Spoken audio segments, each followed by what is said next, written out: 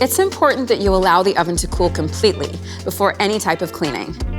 Warning: do not immerse the body, power cord, or power plug in water or any other liquid, as this may cause electrocution. With a mild detergent or spray and a soft, damp cloth, wipe any buildup of stains or marks on the surface. Be sure to apply the cleaning agent to the cloth and not directly onto the surface. Next, take a glass cleaning agent or other mild detergent, and with a soft, damp sponge or plastic, not metal, scouring pad to work off the residue. Be mindful that using an abrasive cleanser or metal scouring pad will scratch the oven surface. Wipe the LCD screen with a soft cloth. Again, apply the cleaning agent to the cloth and not directly on the LCD screen. Let all of the surfaces dry thoroughly before you plug in and turn on your smart oven.